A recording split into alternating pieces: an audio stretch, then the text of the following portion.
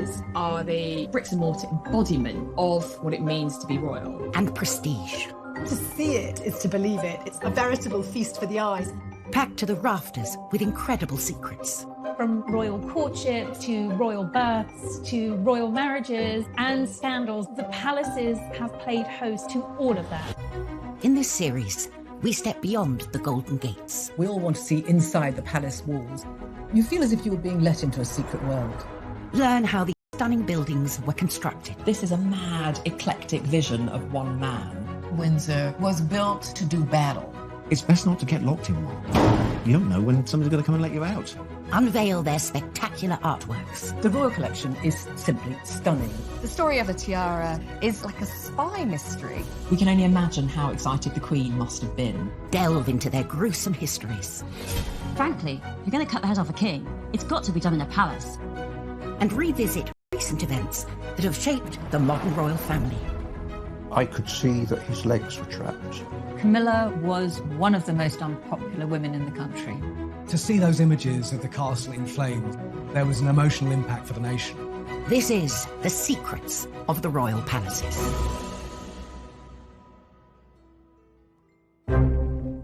This time, we go behind the scenes with the builder who took on one of the most complex renovation jobs in the Windsor Castle restoration. We'd got 2 draftsmen drawing for the best part of a year before we even started to make anything. Get an inside look at the residents accommodating an ever-growing royal family, Kensington Palace. It was a very neat house once upon a time, but when monarchy got hold of it, they turned it into something of an architectural monster. Uncover the secrets sewn into the Queen's most iconic outfit. Hartnell actually added a wonderful secret detail, which is a little 4-leaf shamrock. We discover the most bizarre palatial presents the Queen has ever received. She was given a crocodile, and Sir Martin Charteris, her private secretary, had to put it in his bath on Britannia. And we reveal the castle with the 16th century murder mystery that went horribly wrong. It was going to be the perfect crime. Kill Darnley, blow up his house, no one will be any the wiser. The royal palaces serve as a permanent reminder of the history and influence of the British monarchy through the ages. But alongside the grand and ostentatious are those palaces that can often go unnoticed, built to blend in and to be a place for royals to call home. Across Hyde Park, some 2 miles west of Buckingham Palace, lies a remarkable royal housing complex brimming with secrets. Apartments and houses there, and it's perfect for the royal family. The Queen's got a lot of cousins, and she needs to house them. Royals have occupied Kensington Palace for over 3 centuries, and various generations have extended it to suit their needs. Architecturally, it's a bit of a mess. It's not the kind of unified vision that most palaces aspire to be. It was a very neat house once upon a time, but when monarchy got hold of it, they turned it into something of an architectural monster. Its first royal inhabitants were William and Mary. As a result of the Glorious Revolution of 1688, they'd been invited from the Netherlands to replace the Catholic James II. They needed a new palace, but they needed it built quick and cheap.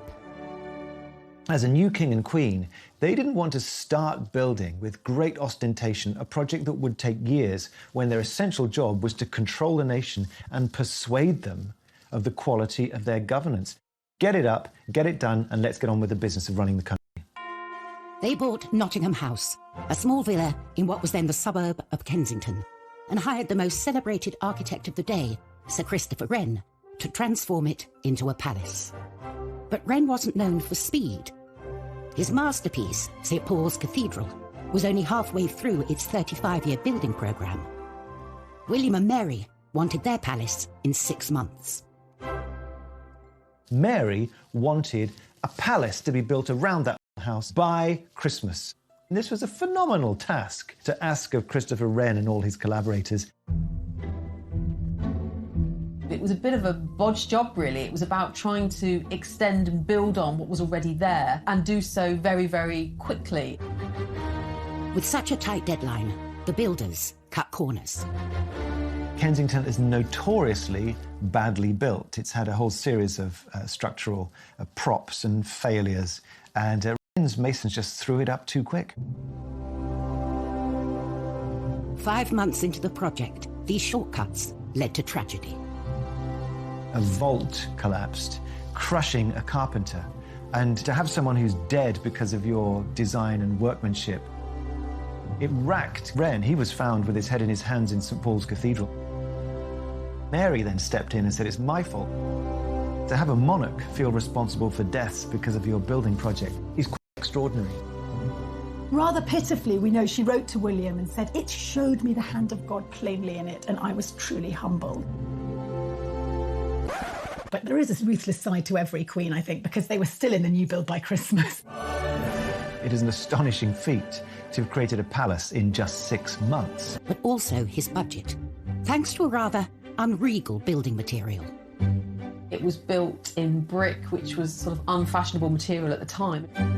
It's quite plain in its architecture. Parts of it just look like a street rather than a palace with, long facades like any London street at the time. It's a bizarre building in many ways.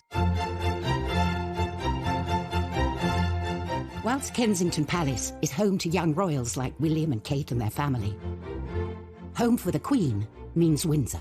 I think probably almost more than anywhere else, it is her home. This is where she's spent a huge amount of her childhood, adolescence, and now it is her haven. But at 11:30 a.m, on the 20th of November 1992, the Queen's lifelong home was thrown into chaos when a small fire started in her private chapel in the northern corner of the castle. Windsor Castle was being rewired, and there was a light which caught one of the heavy curtains and went up in flames immediately. And within minutes, the blaze had taken hold. In total, 225 firefighters were called to the scene, with 36 vehicles battling to save the palace. It could be seen for miles and miles around, and of course it seemed like there was a symbol of the monarchy burning. To see it in flames, I think, did have an emotional impact for many people in the UK. And no one felt that impact more than the Queen herself. The Queen was at Buckingham Palace and she was informed about the fire, and she got to Windsor as soon as she possibly could. She arrived to find the palace she calls home burning out of control. It was clear to see that it was very distressing for her, watching the fire sweeping through and people desperately trying to tackle the blaze.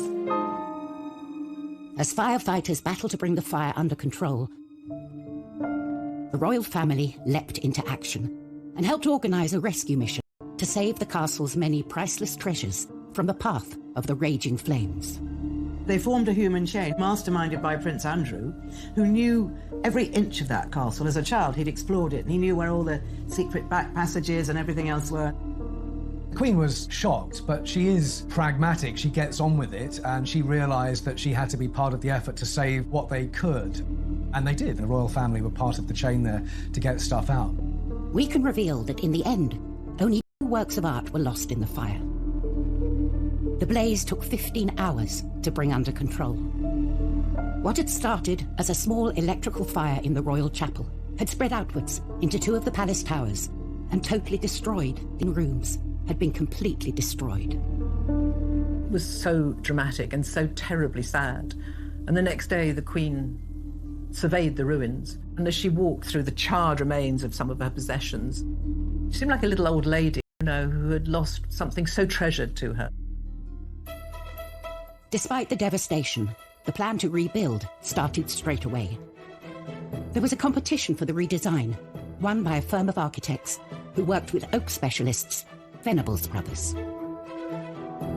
We'd got 2 draftsmen drawing for the best part of a year before we even started to make anything. Initial reports suggested repairs would cost up to £60 million. Could take 10 years for the castle to dry out. Once you've got the job, you realise the size of the task that you've undertaken. And the question of exactly what form the reconstruction would take involved some controversial decisions. The Queen and the Duke of Edinburgh really were in charge of the restoration. They had a dilemma. Do they try and restore rooms back to exactly how they were? Could they even afford that? Or do they do something different? My blood pressure went up and I think I went grey in the process. Coming up on Secrets of the Royal Palaces, we reveal the secrets of the Tudor toilet. Going to the loo with Henry VIII was the top job in the Tudor court. And we go behind the scenes of the greatest historic building project ever attempted in 20th century Britain. The design that they came up with was absolutely stunning and probably the most complicated piece of oak joinery we've ever been involved in.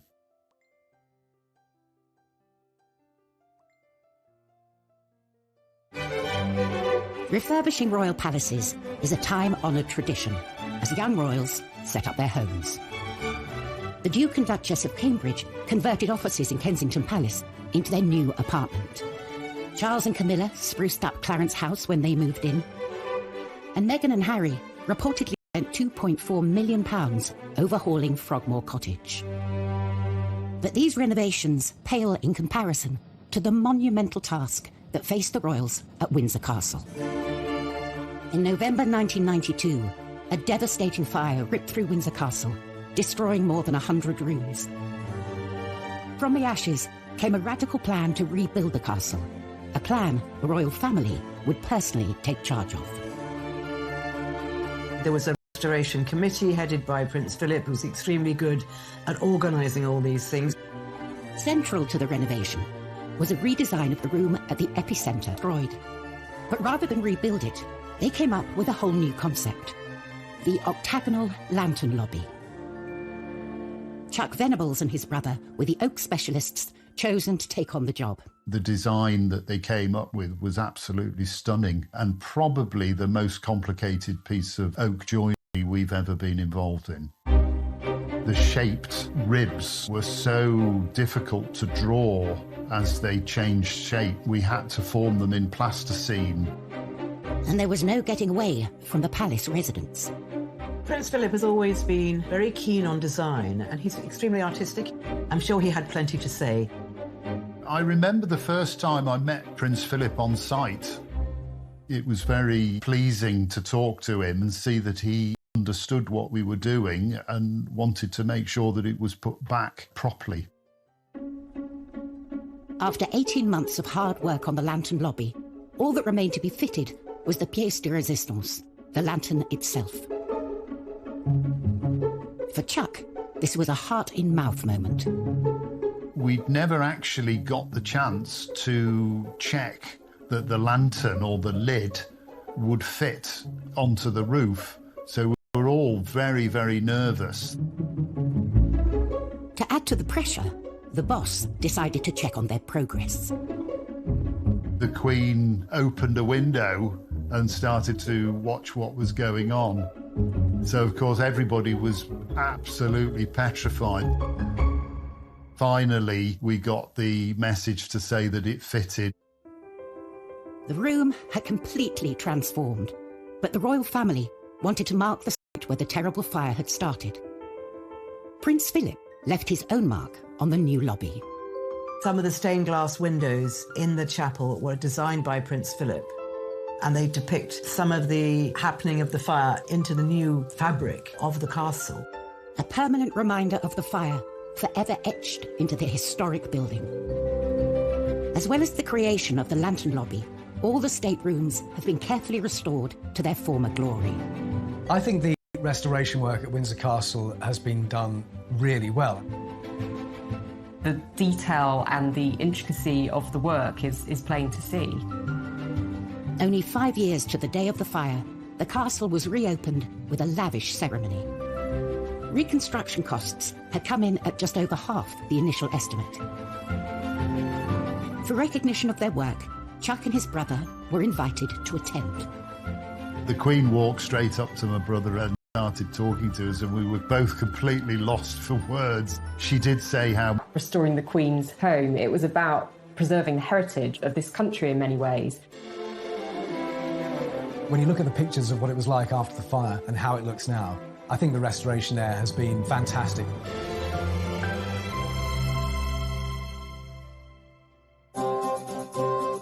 From the glitz and showmanship of a palace stateroom to the rather less glamorous, but no less essential, palace toilet. Every castle needs them, but in the past, royal toilets have held some extraordinary secrets. At Buckingham Palace, the Queen and her entourage have access to 78 modern bathrooms. In the time of Henry VIII, what you did in the privy said a lot about you. Henry VIII's court numbered around 1,000 people, from nobles to servants, and they created the most huge Tudor mountain of human waste you can imagine.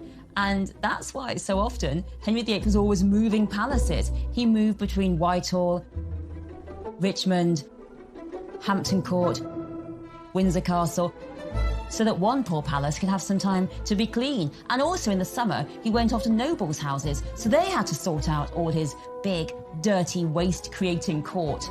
And apparently, within a couple of days of the palace being filled by the courtiers, already the walls were black, it was sooty, it was grimy, and there was lots of unwashed bodies.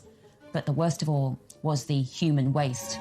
Let's face it, Henry VIII, he liked those giant royal banquets every night, those Tudor meat feasts, and next morning it was one massive rush for the Tudor loo, and it was often called the Great Easement.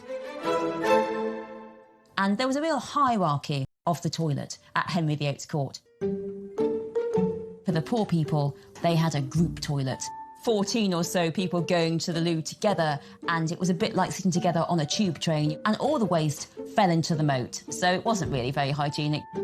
The worst job of all was the royal gong scourer, or the royal toilet cleaner, all day long cleaning up toilets. The next one was the aristocracy, the nobles. They used private lavatories. At the top was Henry himself, who had a velvet box that travelled with him. And when Henry used his royal box, he was attended by what was known as the groom of the stool to help him onto the loo, and also any ablutions that might be needed while Henry was using the toilet. This job got more and more difficult as every man wanted to be the groom of the stool, because you got to talk to the king one-to-one in his intimate moment, and you could tell him what your family wanted in terms of money. So going to the loo with Henry VIII was the top job in the Tudor court. Lucky, lucky you. Henry VIII's vast appetite for food was matched by his appetite for ostentatious palaces, and he wasn't the only one. King George I was out to impress with his extravagant interior design decisions. Kensington Palace was created by Sir Christopher Wren by extending and redesigning Nottingham House. It was done on a budget and in a hurry. From outside, it looks unremarkable, but within its walls lies another world. Once inside, you must think, so this is what it is. This only reveals itself to those privileged enough to come inside. It is a hidden labyrinth of diverse and, on occasion, wonderful rooms. These extraordinary interiors came about during the reign of King George I. Finding Kensington very agreeable, George decided against a dramatic remodelling. Instead, he opted to create the illusion of grandeur through some clever painting. Controversially, he hired painter William Kent, who'd never worked on a royal palace before. I think the choice of William Kent is interesting. He undercuts the royal painter by several £100s. And he's an outsider. He's a sign painter from Yorkshire. George's gamble on Kent paid off. For the last 300 years, visitors to the palace have been immediately immersed in the colourful world of the Georgian court. Kent, by 1724, had turned Wren's boring old wooden panelled staircase into a trompe-l'oeil, a trick of the eye feat of mural painting, in which you have a great arcade with all of the characters of court in their extraordinary dress. There are over 40 from the court, and one of them is Kent himself. He shows himself with his mistress. The lively scene also includes some of the lowlier members of the court. Mehmet and Mustafa were Turkish prisoners of war who became trusted servants to George I. Mehmet was the only person who was to look after his piles, so that's a particular badge of honour. And you'll also spot Peter the Wild Boy, a child who was found wild foraging in the woods in George I's native Hanover.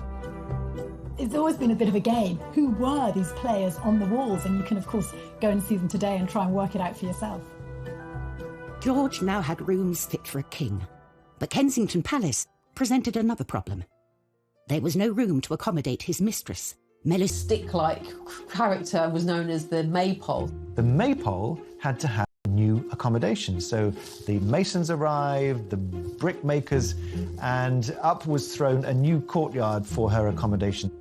With her self-contained apartment complete, the king would visit the Maypole, regular as clockwork, between 5 p.m. and 8 p.m. every day. In many ways, I suppose George I might be said to be a king who had his cake and wanted to eat it.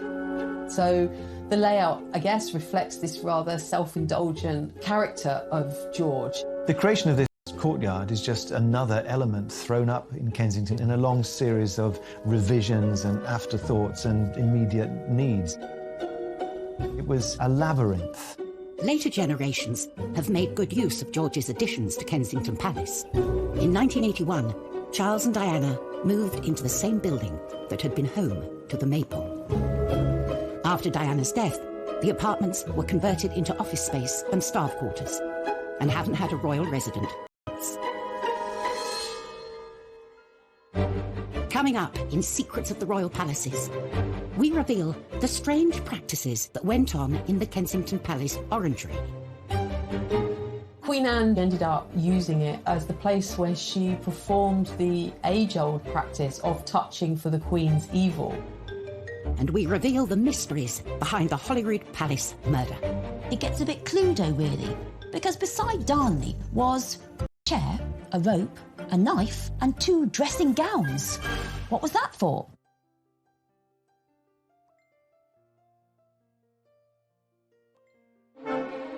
Since the reign of Queen Victoria, Buckingham Palace has been the monarch's HQ, a symbol of the prestige of royalty.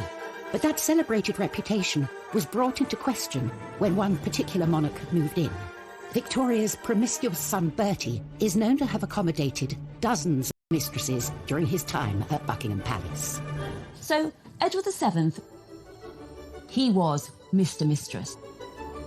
Let's put it that way. There was mistress after mistress. He was known as Edward the Caresser because there were so many of them. And in Europe, well, that's when Bertie indulged himself with courtesans and the best ladies of the night. There is in Paris a special chair he used. It's the weirdest looking thing you can imagine. You sort of look at it thinking, how on earth did he use that? It was because, by this point, he was hugely fat. So he basically used this chair for him to sit on and at least one lady beside him, probably 2. They had to do all the work and he just sat there.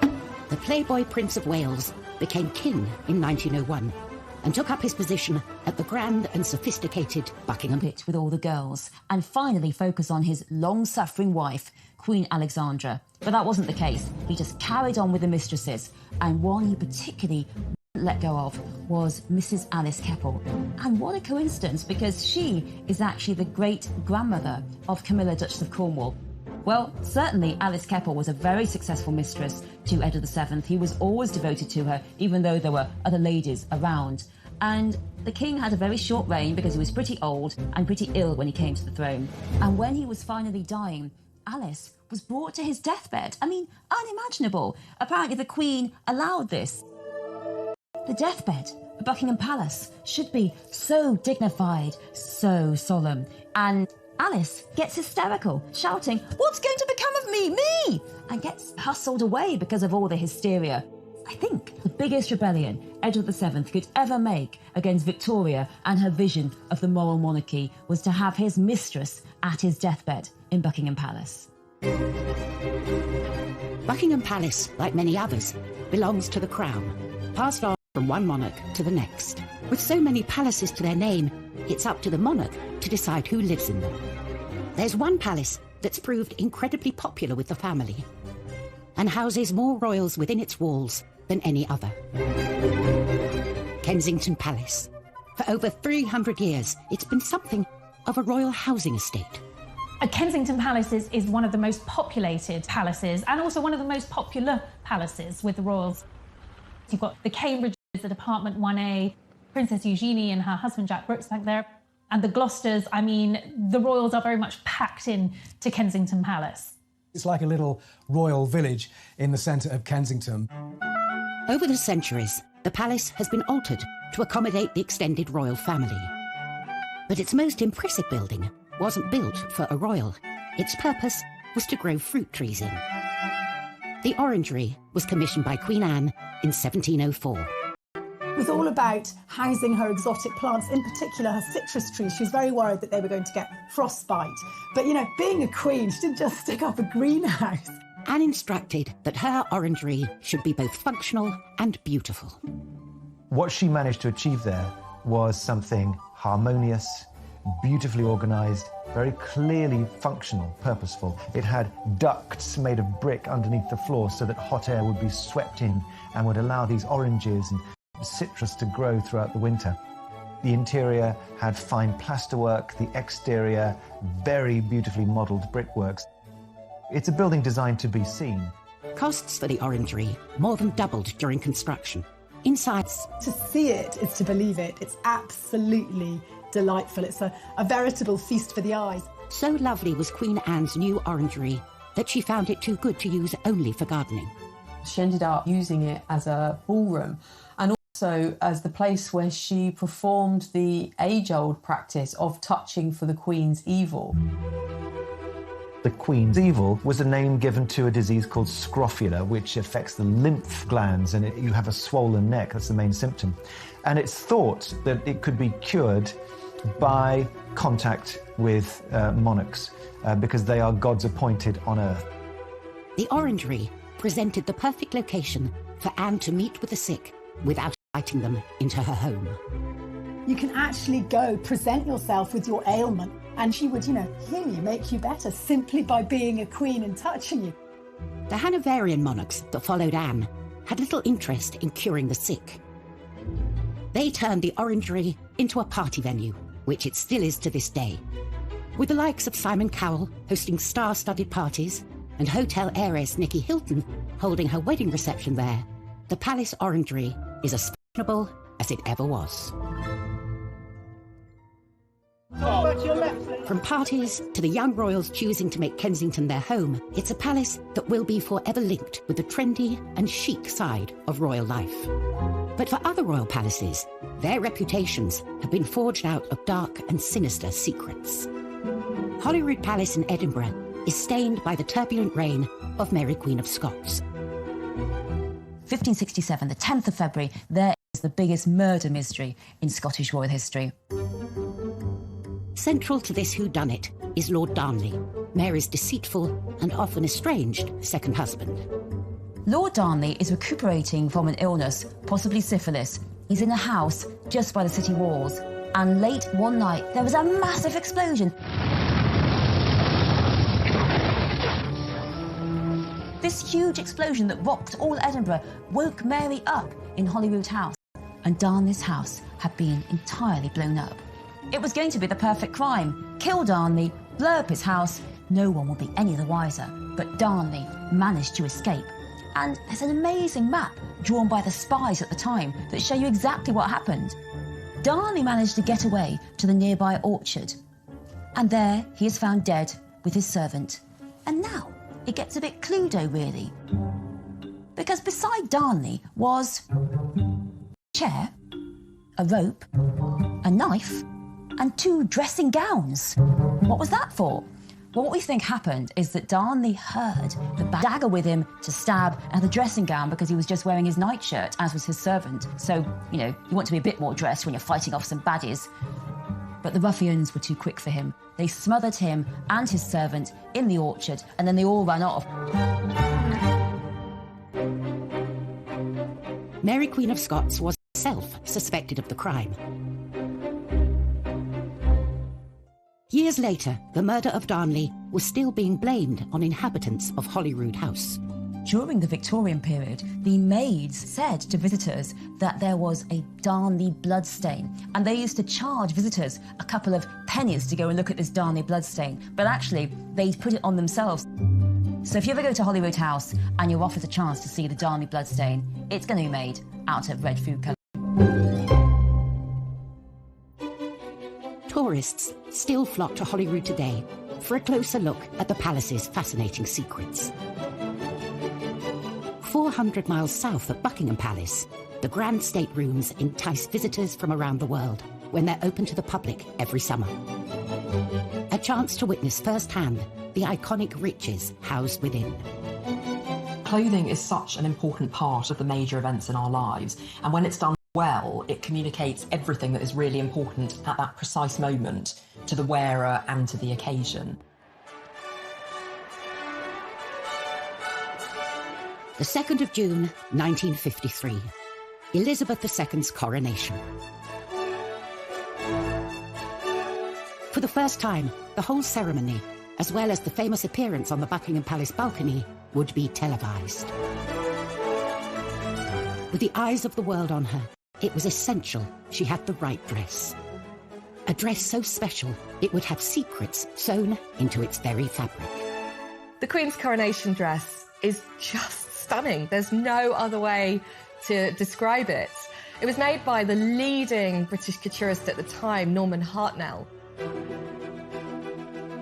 Elizabeth knew this dress would go down in history, and she proved a very hands-on client.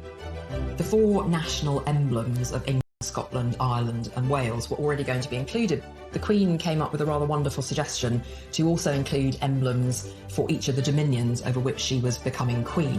You can make out the maple leaf of Canada, the wattle of Australia. You can see the lotus flower of India, and then the wheat sheafs of Pakistan. The whole dress becomes a true symbol of the reach of Queen Elizabeth II. Hartnell loved the young Queen's ideas, but they didn't see eye to eye on everything.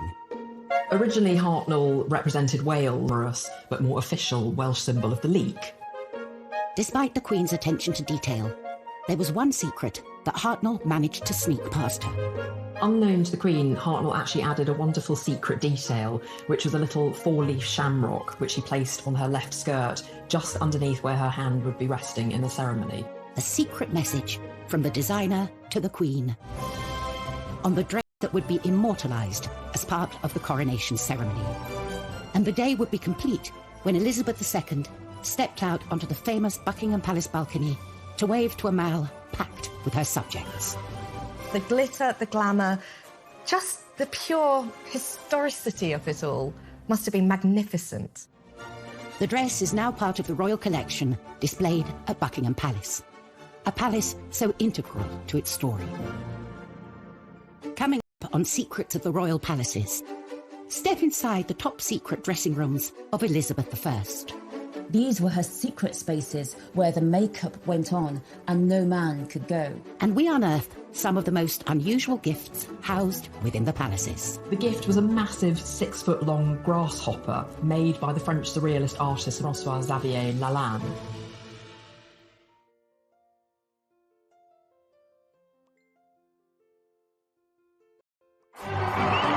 Throughout history, royal palaces have been the site of official ceremonies and royal duties. But when the crowds depart and the cameras turn off, it's a different story. They become spaces where the monarch can put their feet up and truly be themselves. Space one particular queen would have been very grateful for. Elizabeth I, she's one of our most recognisable English monarchs. Bright red hair, this white skin, extravagantly dressed, all the jewels. She wasn't vain. The Queen did all this excessive amount because she had to. Her image was so vital to her. She knew that people had to see the Queen as majestic, as perfect, as healthy. Because if the Queen wasn't beautiful and healthy, it was thought that the kingdom wouldn't be beautiful and healthy. Protecting and preserving the regal image of the Queen became a top secret operation. Her palaces on the Thames, Windsor, Hampton Court, Richmond, Whitehall, whichever palace the Queen was holding court at, she had a suite of rooms called the Privy Lodgings, each more secluded from the court than the last. These were her secret spaces where the dress, where the makeup went on, and no man could go. Only her private ladies went with her, and they helped her with her makeup. The secret of what lay behind Elizabeth I's incredible image was one not to be revealed. Elizabeth's makeup was white in the skin as a kind of face mask, came from what's known as Venetian ceruse, made of lead and vinegar. And on top of this, she wore a rouge, which was lead carbonate and lead hydroxide. And then she had these lipsticks made from ground alabaster. So she was ingesting all this toxic material through the skin. And we know now that these caused all kinds of side effects, digestive effects, insomnia, headaches and respiratory problems. She died aged 69, and I do wonder whether some of it hastened her death and made it more painful.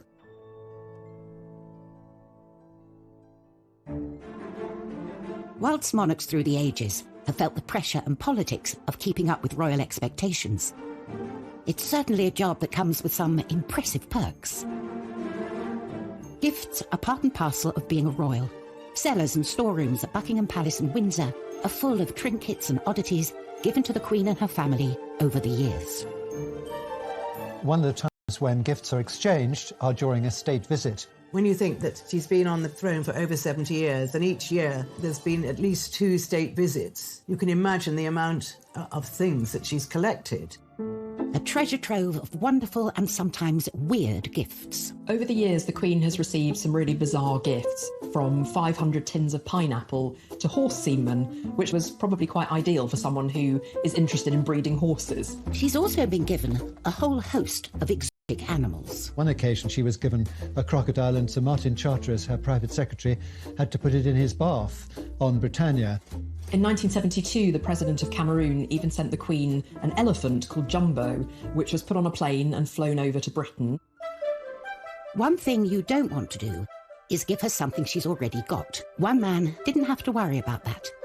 The President of France, Georges Pompidou, hosted the Queen and Prince Philip in a state visit in 1972.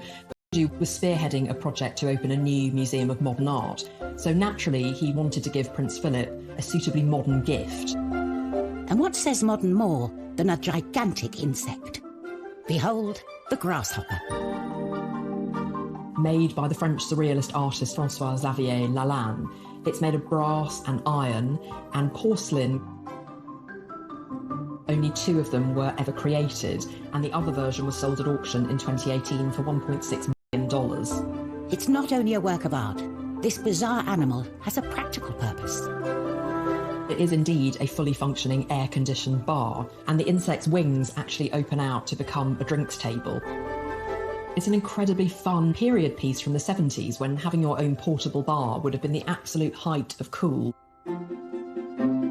Today, the grasshopper is still standing guard. Philip was absolutely thrilled with it, and he wanted to put it in the drawing room, and he asked the superintendent whether he thought that was a good idea. And I remember the superintendent telling me, he said, well, sir, perhaps by the swimming pool, might that not be more appropriate? The bold gift idea was clearly a huge hit. Anyone for a grasshopper cocktail? Next time, we go inside Holyrood to reveal the true story of Mary, Queen of Scots. The plays, the films that have been made about her extraordinary life, it's personified in that Northwest Tower. We uncover a royal fake that could be worth a fortune. What if the Queen's copy was actually worth £50 million? And a case of history repeating itself at Buckingham Palace. It was around 30 years before that Harry was seen on the balcony doing exactly the same thing to his cousin, Princess Beatrice.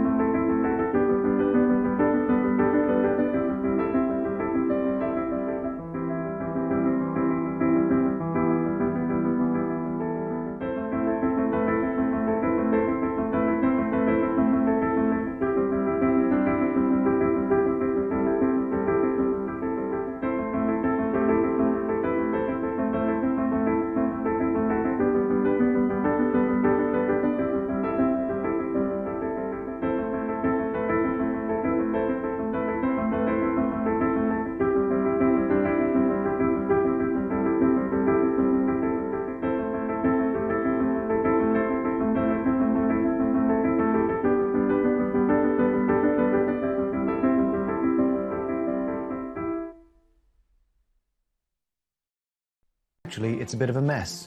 It's not the kind of unified vision that most palaces aspire to be. It was a very neat house once upon a time, but when monarchy got hold of it, they turned it into something of an architectural monster. Its first royal inhabitants were William and Mary. As a result of the Glorious Revolution of 1688, they'd been invited from the Netherlands to replace the Catholic James II. They needed a new palace, but they needed it built quick and cheap. As a new king and queen, they didn't want to start building with great ostentation a project that would take years when their essential job was to control the nation and persuade them of the quality of their governance.